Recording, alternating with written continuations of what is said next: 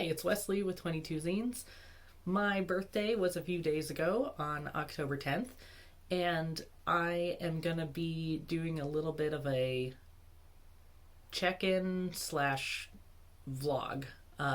It's about nothing in particular. I genuinely don't even know what I'm going to talk about, except it'll probably be a little about just sort of remembering the last year and moving forward and whatever.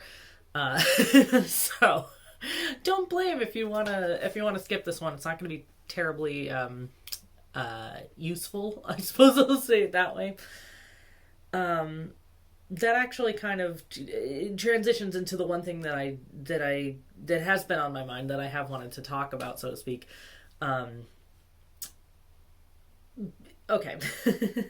So whenever I'm watching other YouTubers, one thing that I wouldn't call it a pet peeve, but I always notice it, is when people will at the beginning of a video or at any point will apologize for having not uploaded more frequently or having taken a hiatus for a little while. And whenever I hear another person doing that, I just kind of want to like grab them and just be like, it's okay. It is okay. This is not your life. Your real life is you as a person. You are your real life, and you don't need to apologize or feel guilty or in any way feel obligated to this thing that you are so graciously sharing with the internet. You know what I mean? And I realize it's a little bit different especially in kind of today's internet landscape, where a lot of people are making their living or making money from YouTube or from social media, from the internet, let's put it that way, from content creating. So I realize in that sense there is like a different type of obligation, I guess, that they might feel like they have, or that one could argue that they actually do have, because people are like giving them money. I feel like it's so easy to start to see sharing online and sharing parts of yourself as being an obligation in some way. And I don't think it's anyone's. I don't think it's like the direct result of people out there, like, or people watching these things. You know, I'm certainly not watching these videos and being like, "Hey, asshole, why haven't you posted?" And I think even people who do check in, who are like, "Hey, you know, haven't seen you in a while," are just kind of thinking about it. It's a way of expressing, "Hey, I'm thinking about you. Hope you're doing well." So I think that this impulse to express this apology and to frame things in sort of an apology of like, I'm sorry that I haven't posted or whatever, is coming from the creator. And I think that, at least the way that I experience it, because, and I'll get to the point on all this, is that I too felt that impulse, and I have felt that impulse quite a few times in the last however long it's been since I posted something, of wanting to apologize for not having done so. And I think that for me personally, that impulse feels almost like an apology for myself. As in, it feels like an expression of guilt, or sometimes I will feel guilt or a little bit of, you know, guilty or ashamed or whatever about not posting things, about going quiet. And I think that for me ties in a lot to this experience, or this idea of feeling like I need to be constantly doing something, as in, I need to be busy. I need to have some excuse for why I am living my life in the way that I am, if that makes any sense. Because some of the things that I have been doing lately, or that I've been more specifically not doing, I guess, I've felt guilty about it. I feel like I'm not doing enough, and I'm not performing enough, and I don't have like a reason that I am doing something, or like I don't know. I don't have a goal. I don't have a project that I'm working towards. And it's not that I need a project. I have many projects that I could work towards, or I have many things that I could be doing that feel like they are demonstrating some sort of results, that they are tangible, money making. Like, I think this is all that's kind of the real meat of it, is that it all ties into this feeling of, you know, this capitalist pull of someone is only valuable if they are constantly producing. And I think that that's played out for me in a way that has felt like, you know, it doesn't necessarily have to be I need to be producing money, or I need to be producing, like, I need to be earning something, but that I need to be making something. I need to be doing something that has some sort of results, like, yeah. And I think the trickiest part about a lot of this is that I know this. I have noticed this feeling many times in the course of my life, but sort of especially since June, when I left my job. Just long story short, I can't remember if I've talked about it, but basically toxic work environment, blah, blah, blah. Since then, I have been unemployed. I have been applying for jobs, but I've been in the very fortunate position that I have a partner who has been working, and that has been able to tide us over, plus some savings, which I was very fortunate to be able to have in the first place. It's been able to tide us over, so I've been able to take this as a period of unemployment and not get an in-between job, or not settle for a job that that pays the bills. Which is, yes, that is absolutely a valuable, brave, conscious decision that many people make. And I'm very fortunate that I haven't had to make that. But that hasn't really made me feel a lot better knowing that it's a conscious decision, because I still feel like I'm putting this pressure.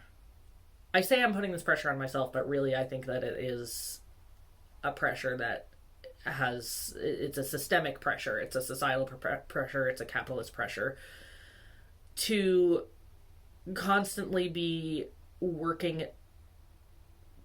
You know what? I was going to say to be constantly working towards something, but I could just stop it, like, to be constantly working, period. And that's something that I haven't been doing very much of lately. I haven't been working. I haven't been working on anything. I haven't been working on projects. I haven't been at a job. I haven't been doing anything special to, like, follow some hobby or follow some dream. You know, I haven't really been reading more. I haven't been walking more. I haven't been, you know, cleaning the house more. You know, I've gotten a few things done. You know, life still happens, and you still have some responsibilities and whatever, no matter if you're unemployed or not. But yeah, like I haven't been doing much.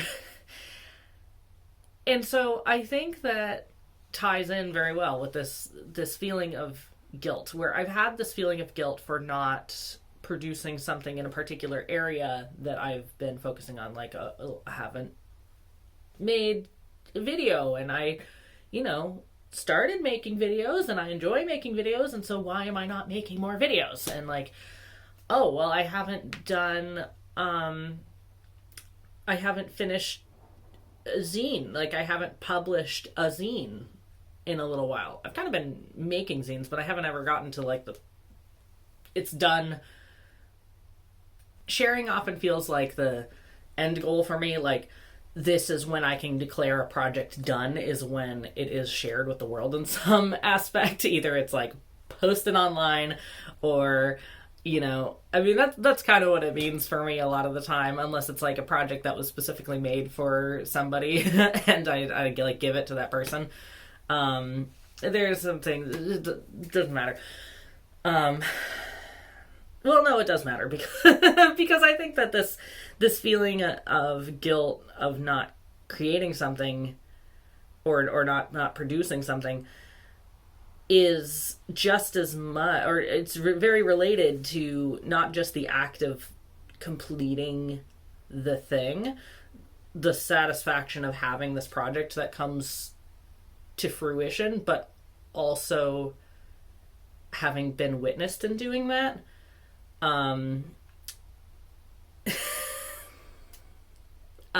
Yeah, having been witnessed by others, having been witnessed by society, having been witnessed, or have something to point to that's like a proof of some sort, like an external proof that I have been doing something. I think that's why even in times when I am actively busy with something that I would consider to be sort of acceptable in my mind and societally acceptable, of like, oh, I've been really busy at work lately, and so I haven't been able to get to XYZ. You know, even then, I think I feel guilty sometimes. And perhaps part of that is because I can't exactly, unless I'm at work and I'm working on a specific project that feels like it has something to show for it. I feel like, again, like I just I don't have something to show that I can demonstrate why in this particular season or this particular time that I am actively doing something or whatever. Yeah. I think that I also feel that a lot with zine projects and with things that I want to do. And I think a lot of this is sort of plays out for me in my experience of being an artist, like being someone who, yeah, being an artist. As an artist, this is gonna sound so fucking pretentious, but like as an artist, I feel like I really, I have things that I want to create, that I feel a pull to create, that I want to, I have ideas, I have projects, I have things that I'm like, I want this to happen. And I think that doesn't always just play out in terms of artistic projects, but just in things that I'd like to see in the world, or things that I would like to do, like creating publicly accessible databases of certain things, or creating tutorials. I really like sharing knowledge. I really like teaching, in sort of a broad sense. I'm not a teacher. I'm not employed at a school. I don't teach classes, but I like sharing knowledge. I like teaching. I like a lot of these things, and I feel like when I'm in a period where I'm not doing those things, I feel unfulfilled. And it's kind of a tricky little web here, because it's like a chicken and egg situation of like, oh, well, did this impulse come from, capitalism, or did this impulse come internally? Is the internal impulse that I'm feeling causing the guilt, or is capitalism causing the guilt? And how do they all play together, and how do they compound on each other? And, it's just a lot. And I think it's a lot that many, many people experience and talk about. And this is sort of how it plays out in terms of, plays out as burnout, and it plays out as, sorry, I'm kind of losing my words here. Trying to contextualize this in terms of actual sort of umbrella terms and the way that other people have experienced it. But I guess I'll just summarize by saying I don't think that what I'm feeling is a unique experience by any means, which is tragic. Because when I'm observing outside people, to sort of get back to the idea of like YouTubers apologizing for not posting, and when I'm like, oh my God, you don't have to apologize. I think that is what I want to see is in the world. Is I don't want people to feel obligated to do these sorts of things when they are like, I was gonna say, when they are working on themselves, or when they are working on resting or taking a break. And it's like, you know what? I don't want to contextualize that as work. I am so sick of using this context of like of work and labor just in as like the default in my brain. Oh my God. It's really hard to let go of that. It's really hard. I think that is sort of the baseline that everybody, not everybody, but societally in America and in Western society, everything is sort of been contextualized in terms of work. A lot of this I was kind of thinking about because there was a tarot tag on YouTube that I was sort of playing with, as in, oh, well, I might want to record a VR to this. Then would it be weird for me to come back and have the first thing that I do be a tarot VR? And then am I going to have to talk about like, oh, I haven't been gone so a while and I feel guilty? And it's like, no, I hate it when people, like, I don't hate the people for doing that, but it's like, I don't want to do that when, if I saw that in someone else's video, I'd be like, you don't have to say that. I want to live up to my own advice and whatever. Anyway, point is, I was like debating a tarot tag on it. I can't remember the tag itself, but one of the, it was basically sort of, it's like tarot and you, and it's like using your tarot deck collection to sort of like the ones that represent different aspects of your personality or represent different parts of you or whatever. And there was one question prompt where you like pick a tarot deck to represent a fun fact or something unique about you. Very innocuous. And I don't know why. I do know why. That question like got me so much. It just put me in a bit of a tailspin. Because I was trying to come up with something, come up with a fun fact about myself, come up with something unique about myself. And I felt like everything that I was coming up with was something that was either an accident, as in it didn't feel like it was really about me. It was just kind of like I happened to be there, if that makes sense. Or it was about something that I did, something that I do, something that I create, something that I work on.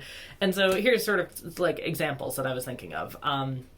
For the accident portions, I was thinking like, oh, I, was born in Colorado, and thinking about like the West. And it's like, well, okay, for one, online, that's not terribly interesting because it's interesting to people where I live now in Massachusetts because it's comparatively rare. I don't know how to say that, but basically it's like, anytime that you've come from a different region of the earth and then you come here and you're like, here's a fun fact about me, I'm not from here. You know what I mean? Then it's kind of interesting, contextually based on your locality. But it's not terribly interesting, and it's certainly formed a part of who I am as a person, but it did so by accident. I wasn't born there, but like I happened to grow up there. okay. It doesn't really, it feels like it doesn't always have to do with like me as a person. And for things that are like working, I was thinking like, oh, well, I did philosophy as my undergrad. And it's like, oh, okay. Like, obviously it says something about me, sort of, that I picked that instead of a different major, I guess. But it felt like that was so contextual for work. It's like, here's something that I've work in sort of a general sense, work in a labor sense. It's like, here's some labor that I've done. I went to undergrad and I studied this thing. And then I was thinking of like, oh, well, I like to make zines. I was like, another thing. I like to make, and also at this point, not exactly a unique, like a fun fact in context, as in, I was also trying to look for something that people may not have known about me before. I think people know that I like zines, if you couldn't guess, and that I make zines. I'm kind of going through all these lists of things that I would say if I was at like a, get to know you event, casual event, or whatever, where it's like, oh, share a fun fact about yourself. Give you your name, your pronouns, and a fun fact about yourself. And everybody hates it. It's like, oh, god damn it, a fun fact about myself. What do you want me to say? But anyway, I feel like a lot of the things that I was coming up with were just contextual in terms of work, of like, I like doing this. Or sometimes it felt like it was so other oriented, where it's like, oh, I like this. I like this other thing. I like, I don't know, what's something I like? Zines. I'm like looking around my room. Shit, what do I like?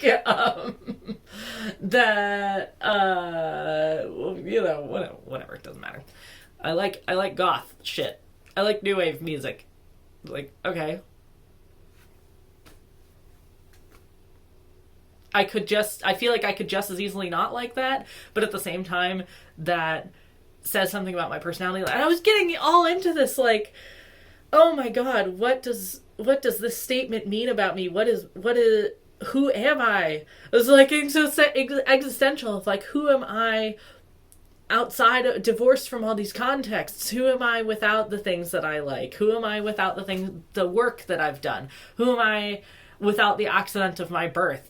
And it's like, at that point, I'm like trying to delve down. It's like, what is the central essence of Wesley beyond these things? And it's like, I honestly don't know if I even on a philosophical level believe in this idea of like a central identity that is divorced from relationships with things outside of that. I kind of think that identity is relationships with other things. I kind of think everything is relationships with other things. The point is, many of the things that I was thinking of felt very labor related, work related, which again felt like, what is my experience? Who am I outside of work? Which I think that is a valuable question. Outside of what I can or can't or do or don't do. In terms of like creating things to put in the world, I think there are other things that that I could be, or other things that I am. Like, I suppose you could kind of contextualize some of the working things in as, how am I going to put this? Basically, let's just like take an example of like, why do I like sharing knowledge? Why do I like teaching in general? I like it because I like to be helpful, because I value equality, because I value community and sort of collaboration, anti-individualism in terms of like what I have, I want to share. I suppose you'd say, I value generosity, and I feel like that is a way of being generous. That I enjoy intellectual challenges and intellectual stimulation. I like to learn, and I think that one of the best ways to learn is to try and recontextualize what you know to share it with people who don't know it. I think that tells you a lot about what you know. It sort of it shows gaps in your knowledge, and then when you do that, when someone has a question, it triggers your brain to figure out the answer to that question, like whether you know or don't. You're always going to run into someone who has an insight or has a question that you don't know the answer to, and then through that interaction you gain in knowledge. Whatever. So I think those types of things are what I really want to value in myself and in other people. And I think when it gets down to it, those are the things that I do value.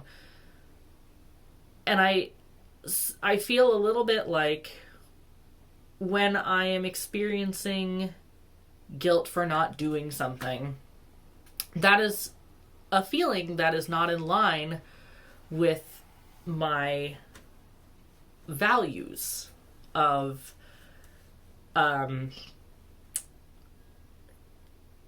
recognizing worth outside of the context of material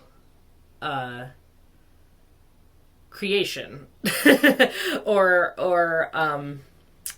valuing rest, like my sort of intellectual values, my stated values. My values is like, if someone asked me, I would say, yes, I value rest. And my impulse to say to other people, it's okay, you have a life, it's your life, you do what you need to do, is sort of a demonstration of like my true values, I think. Demonstration isn't the right word, but you know what I mean. Because I don't actually go up and shake people or comment or anything like that, really, most of the time. But you know what I mean. It's like that is a representation of my true values. I feel like that impulse is more in line with my values. So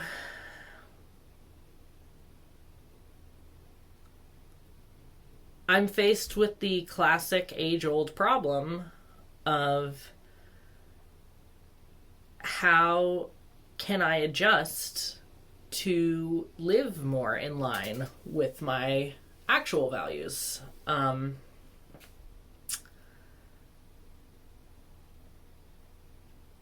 a good question.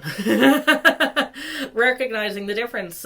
Like how can one release guilt that is coming from a place that is sort of being imposed upon oneself, that is coming from a societal construction or an experience that doesn't recognize their or honor or reflect their true values. I think it's been very helpful for me to kind of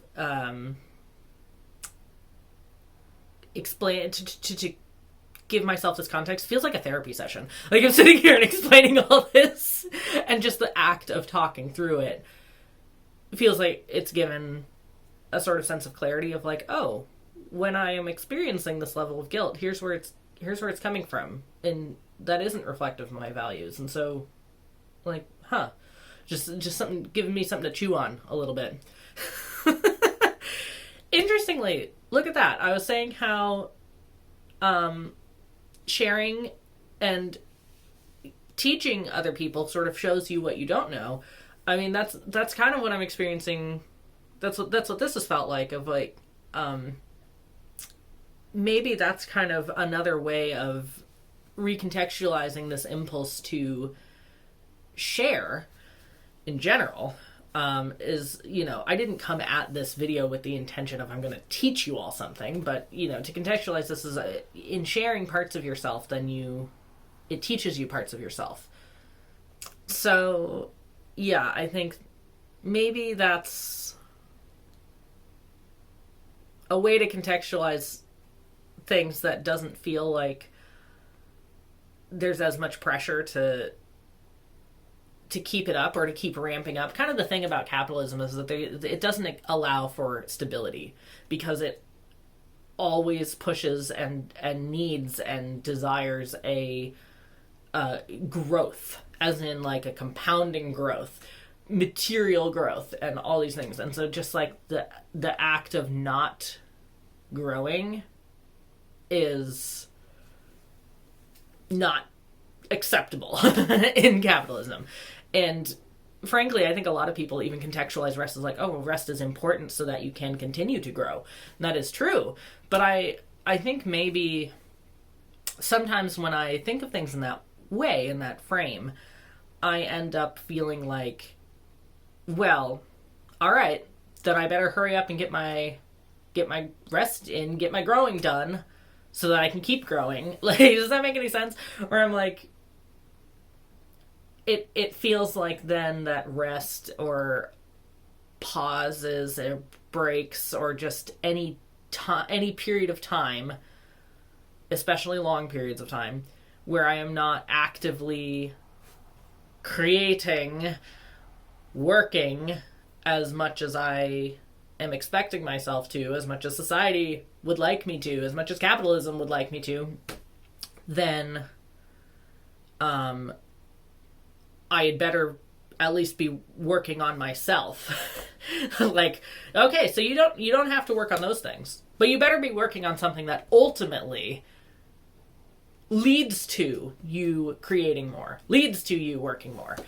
And I think sometimes I get into that headspace of like, okay, it's okay for me to rest, but it needs to be active rest, which is sort of, whatever. And when I say rest, I guess I don't even mean rest as in just like sleep, relaxing, that kind of rest, but rest as in just like a pause of not creating. It's like, it's okay if I'm not doing something, as long as in not doing something, I am ultimately doing something in the sense that I will be able to do something better, like more efficiently or better in the future. Which defeats the purpose. And I think that's sort of an example of like how this context, this work context, is not what I want to hold, and it's not reflective of of my true values and how I actually want to feel, and blah blah blah. That is going to be a big step of me letting go of any sort of pressures that I am putting on myself, or any push for a justification as to why I haven't been doing things, and thinking like, oh well, it's my health, or I've been busy, or I have burnout. Like, not to dismiss any of those things, but like, I've been doing fine overall. Like, I've been feeling pretty normal, and it is okay for me to be normal and also not be working for an extended period of time. My first step over the last year, and sort of the year before, one major thing that I had to accept is that it is okay to not do things for short periods of time. As in, it's okay if I want to have a day where I'm just resting. Like, I still kind of fall back into that a little bit, but, it's, especially a few years ago, I had a really bad habit of, like, it was not okay for me to just not do something in a day. And it would lead to these, for no reason, you know what I mean? And it would lead to these things of, like, I would have these horrible bouts of depression and I wonder if it felt like that was the only way that I felt justified in not doing something, is like, well, if my body physically will not let me do something, that's the perfect excuse for not doing something. It's like, you know what, it's okay to just not do something for a day. And now this is almost like step 2. It's like the next portion. It's like I've built up those skills, and now I'm putting them to the test by becoming okay with not doing things for a long period of time. For months at a time. I feel at age 29, I am so much older and wiser than I was at age 28 now. But anyway, yeah, I think really what I was hoping to do for this video was just to kind of break the ice a little bit so that I didn't feel so much guilt or weirdness about like, oh, what if I want to make a tarot video? Oh, isn't that going to be weird after I've been gone for a long time? But like so many things, I think that was just an indicator of something that has really been a lot on my mind that I needed to sort of talk about and work through. And so I hope in expressing this, for one, I feel better because I like sharing parts of myself, and I personally get a lot out of it. So I hope that you also get something out of it in that it helps you to consider the ways that a labor mindset or may be impacting you, or whatever, or that you just had fun, or it's just nice background noise or whatever, or you just want to say hi. Hello, I appreciate it. Alrighty, I will see you later at an undetermined time. Bye-bye.